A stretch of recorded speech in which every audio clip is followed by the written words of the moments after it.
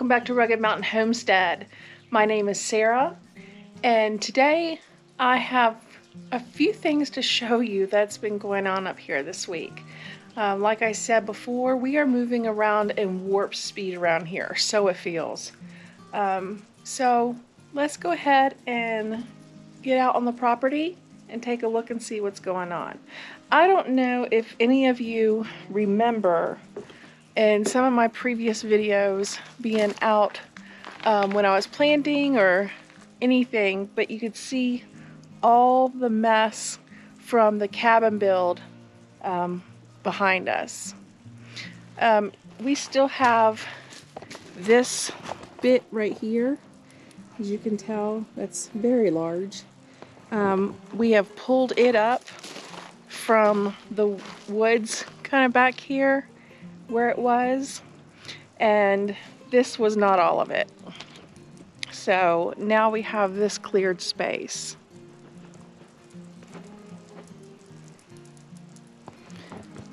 Then directly in front there was a ton of stuff again from the build left over, and plus where they took trees down to bring in the road and to build the cabin. But anyway, now we have this here.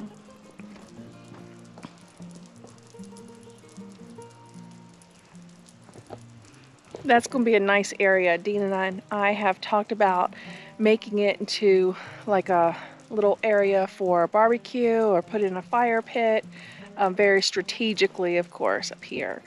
But I think I mentioned it in my previous video that we were going to rent a wood chipper and chip all that wood up, which is exactly what we did.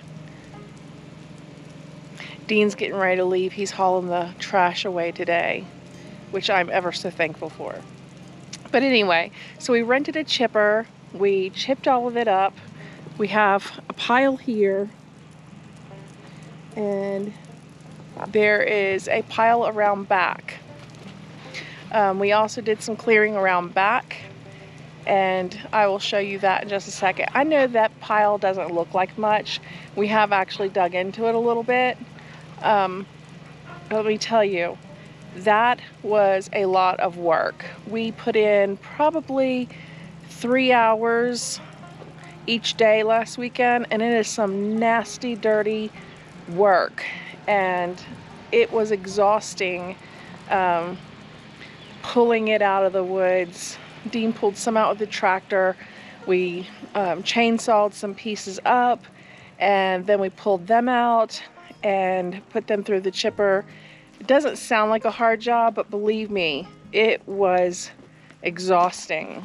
It was a big job. Okay, here's the, we had a big pile back here too of brush, and it's come down considerably. So we have that wood pile there, which Dean had gotten taken care of a couple weeks ago, but this was the wood chips there, the pile there, but as you can see, it's been dug into. Now let's go ahead and take a walk down to the garden. Let's see what it looks like now, because my previous video showed the destruction, my heartbreak from the hailstorm that we had, and we've been working so hard up here. Okay, we have filled and completed the 5x24 bed. And it's actually looking pretty good. I have tomatoes at these stakes, peppers in front of them,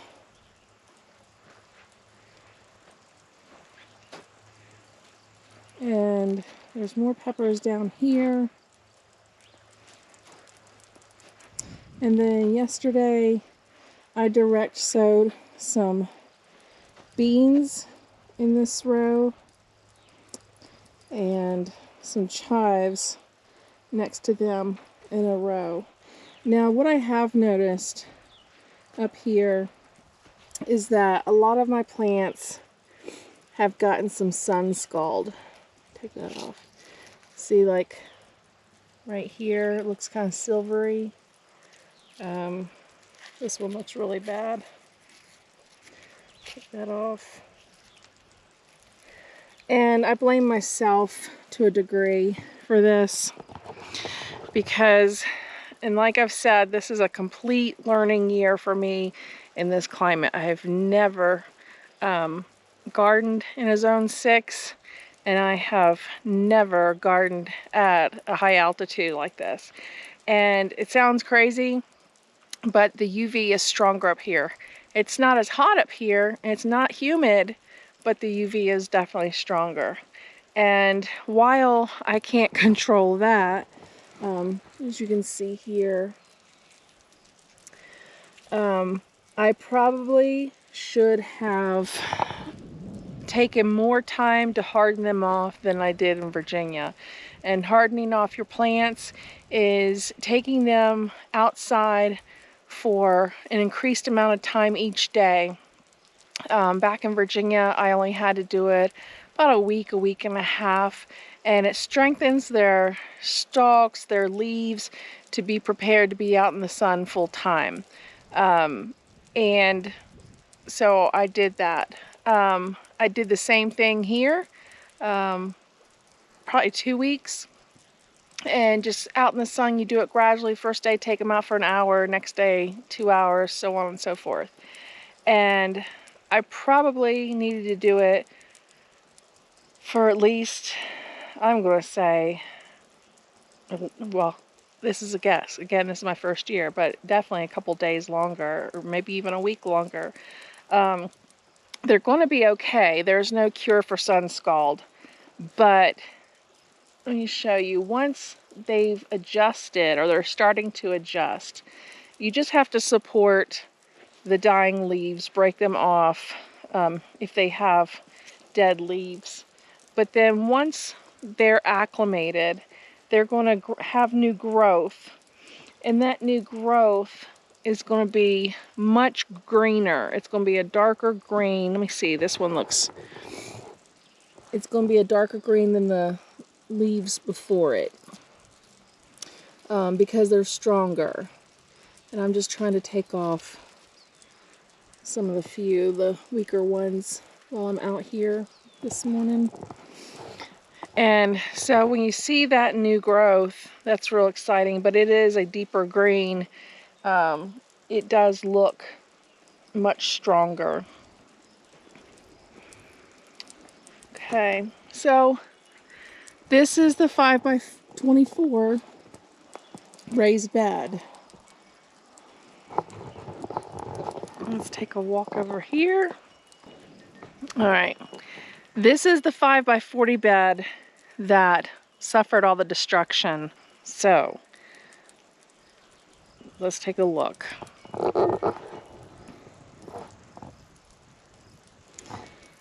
We'll go down that way, but finally seeing the cucumber plant pop up, that was real exciting. And then I have, I believe these are marigolds. I didn't label them that day. That's my fault. That was just kind of a day that was on the day that I was feeling so heart sick. It's like, I'm just gonna throw these down in here, see what happens. And then I do have some bean sprouts. I saw one sprouting. I don't want to dig too much. This'll, anyway, there's like 3 of them. Anyway, I'm not gonna continue to dig in there. Last night I should have kept it kind of exposed. I'll take care of that later. The comfrey bit the dust. Now, in another video, I showed the comfrey, how big it, had gotten. It had, practically tripled in size from the little seedling that I got from Azure. And I've heard people say that comfrey is practically impossible to kill. That make sure that you put it in a place that you want it to be, because it's going to grow and grow, and the roots are really deep, and you won't be able to get it out. You think you killed it back. If you pull it out, it'll come back. I killed comfrey. The hail, I think, had a lot to do with it, but I finally pulled it out. And in its place, I put these strawberry plants. There's another one over there. And even though that one leaf is kind of toppled over, these are doing well. Yeah. And I know that we're not going to see anything from them until next year, but that's perfectly fine. There's a lot of plants that, are going to do that, but the sooner you get them in the ground, the sooner you get their fruit. And this really is, Dean keeps telling me, this is a trial year. This is where you're going to do all your learning. Of course, every gardening season is a learning experience, but this is a huge one for me. So here we have the oregano. It's really bouncing back from the hailstorm. It's pretty hardy, and I had confidence that this was going to come back. It's a little thin, but... And then the yarrow, it's doing just fine. It has new growth on it. It bounced back really nicely. It's just all the way down. I don't know if you can see that, but... Alright. Some of my peppers are looking pretty weak. I do have ones to replace them. This one looks really bad. It'll get replaced. But these are the things in here now that I wanted to give extra time to see if it would heal. I did replace 8 tomato plants out of the 16 that were in here. They were mostly on this side of the trellis. I mean, they're in the ground at least 6 inches. And they were pretty good size when I brought them out here. Probably, 9 inches. But the more you put them in the ground, they're going to get a really better root system.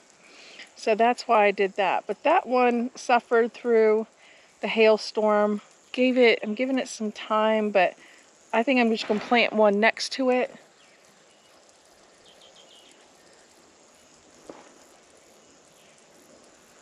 I don't know what that was.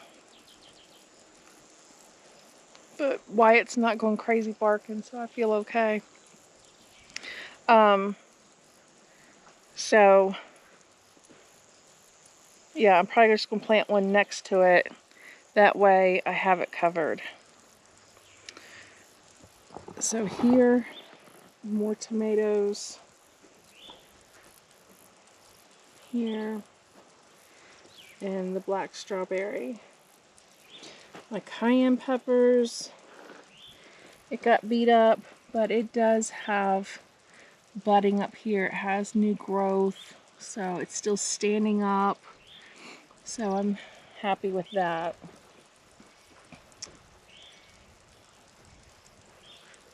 Alright. This is a couple of 4 okra plants planted here. I don't know what's going to happen. I don't want to dig them up to check. I have been known to do that. So I'll just let it be for now. Celery is bouncing back. I thought that it would. That's got a little bit of yarrow in there. And it's trying to make a good comeback. So I'm going to leave it be. And the lettuce was so devastated. It's also trying to make a really good comeback. I'm leaving it be because you can cut lettuce back and, the leaves and keep using it because they will grow back. If you don't, use it to head, which I don't. I'd rather have the fresh baby greens. But it's trying hard. Look at that one. The Merlot is so pretty, and it does taste good. I have tasted a leaf. Then the calendula, it's trying hard. This one got so beat up. A lot of these did.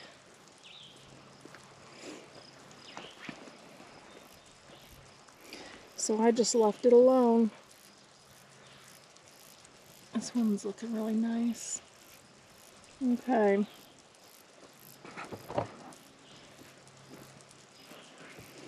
So still peppers. These Amish paste, I don't know if it's just this area or what, but they are real sensitive tomato plants. I heard such great things about them, but yeah, I'm not sure I'll do them again. But yeah, see the newer growth here? See the difference in color? That's all from the hailstorm. You know, it would look like you think, oh no, there's some sort of bugs. There's not. It's from the hailstorm. This has new growth, so I'm leaving it be. That tomato's doing well. Surprisingly, my tomatoes that are doing the best are the beefsteaks. I was really surprised by that. I have Bonnies out here too because they're supposed to be great canning tomatoes. They're doing okay. They're faring, but the beefsteaks are the strongest. It really surprised me. So yeah, this one has tons of sun scald here. Yeah. They look so sad when you do that, but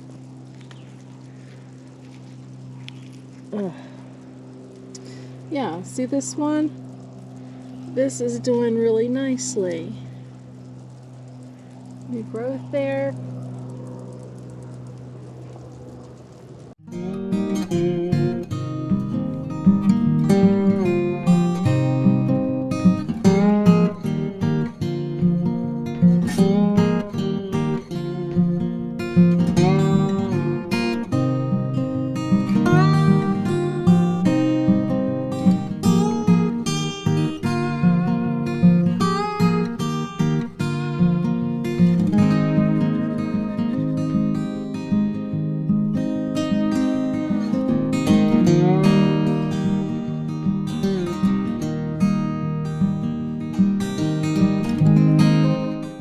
This is another Abe Lincoln. Looking kind of sad. There's new growth here. It's darker green. There's a little leaf starting there. It's not really sun scalded. I mean, it's got a little bit, but you know, not really enough. But it just seems so, I don't know, so kind of weak. It's not completely standing on its own as this one is. So I'm not sure what the greatest varieties are to plant in this area. I, you know, did some research, but I didn't check on varieties per se. What I did is I looked at varieties that would mature faster, because I believe in this zone, in this area, there's only a 120-day growing period, which is not that long. And in Virginia, it was like 217 days, something like that, which is much different. So I tried to get everything that was either produced, matured in 75 days, no more than 90 for sure. But I didn't check into varieties, so that's on me.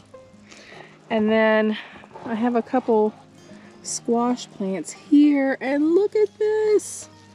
I just noticed this. This was not here last night. Ah, how happy that makes me. Oh, that's great. I told you I get excited when I see these guys pop up. And as you've probably noticed from last week, there are wood chips in the garden. All of these wood chips came from back there. Dean has been so sweet to bring the loads down to me on the tractor, and then I take the pitchfork and I just spread them out over top. Some people would say not to use wood chips because it can pull nitrogen away from the plants. I gave all these plants a really good dose in blood meal, watered it in, and then we actually had a nice rain. It was on and off all day that next day, so that was extremely good. And then I put the wood chips on top of it. And I'll, continue from time to time to give them the blood meal so that it doesn't pull nitrogen away. Also, I was reading that cedar is a preferable wood chip because it has an oil that certain bugs don't like. So we have plenty of cedar around here. And this is a mixture because we were not pulling apart and saying cedar chips, pine, whatever. We were just chipping away. So I know this has some cedar in it. I know for certain. So that makes me happy. Now, this week, Dean has finished constructing the final 5x40 bed. Now, I know in my last video, and I even told him, I am not worried about it at this growing season. I was so discouraged that I was kind of like, what is the point in putting in another bed for me when, that one was practically destroyed? He kept on with it. He says, no, I want it done. And so he did. And today I'm going to be laying the cardboard, and then we will start bringing in some piles of wood for the hugel culture. And in this bed, I'm probably going to direct sow some things and put in a few things that I have left that I planted, but I'm going to direct sow some things that aren't going to mature until toward the end of the season. Which is fine. I wanted to do that and see what happens. So I also had to adjust to everything looking so small at this point. And I think for this area, that's probably how they're supposed to look, because in the 7B growing zone where I was, everything was much bigger by mid-June. So, but you could plant out more than a month earlier. I think the last frost date in that area was April 15th. And here it's like Memorial Day weekend, and I didn't plant out until the first week of June. So, I guess, that's to be expected. But like I've said before, in my mind's eye, I put something in the ground, I'm coming to check on it. I give it like 2 or 3 days, and I'm expected to see major changes. But I've always been like that. Here in this berm, Dean straightened it to how we wanted it, because we are getting ready to put the fencing in. The pole for the fencing will go like right here. You see that with my boot? This is going to be some run for the runoff.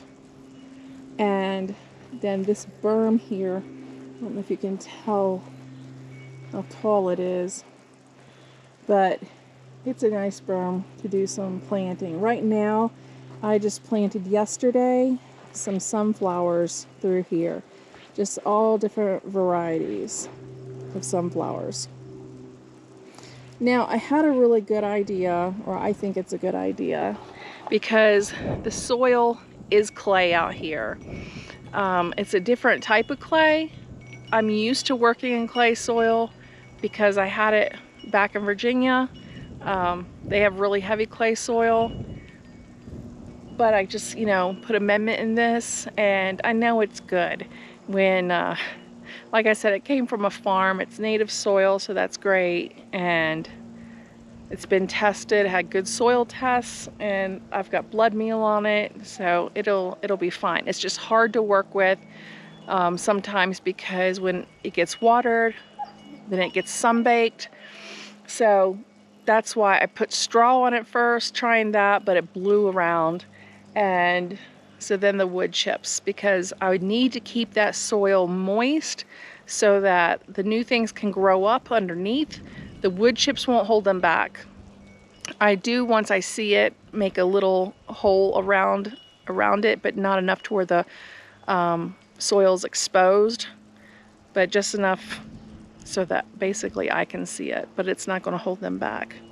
So my idea that I did, because of the clay soil, for the stuff that I put in the ground out here, these sunflowers, what I did is I dug their hole, and I did this with the beans in the bed as well, what they needed, and then I put it in, but then I put the potting mix where I up potted them on top, and then I put the seed starting mix, which is really fine, on top of that.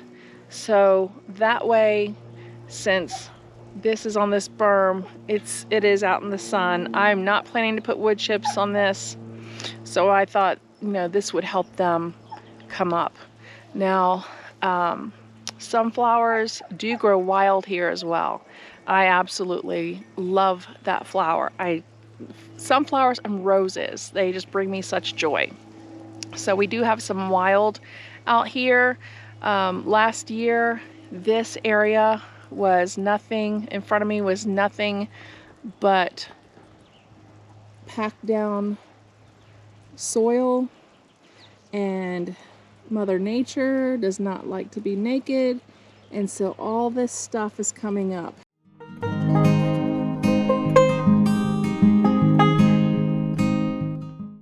So I just want to take a day when I finally can and just forage around here and see what I have growing on this land that could be used medicinally or edible, you know, put in a salad, put in a tea. And then I planted in the fall some crimson clover, and it's coming up. It has been coming up nice. There were actually blooms on this one a while back. Here's one. It's, you know, but it's really pretty, and it'll reseed itself, so that's nice. But it's a beautiful color, and I'm going to get 50 pounds of the seed. This was just a practice packet that I had. And I'm going to get 50 pounds of seed and just kind of distribute it all over the place out here. Even though there'll be some stuff still growing up, I want to have some ground cover. I was so excited when I found out the sunflowers grew wild here. I was shocked. They're like the Henry Wild sunflowers. They grow to be about 5-6 feet tall, and then they will have many arms with heads on them. This here, I just noticed it yesterday. I have no clue what this is. I haven't had time to come out here and take pictures of it. And it has thorny, spiny things on it like roses. You can see. And they stick. They hurt. So I need to find out what that is, because that's pretty amazing. All right. Well, that basically takes care of what's been going out here this week.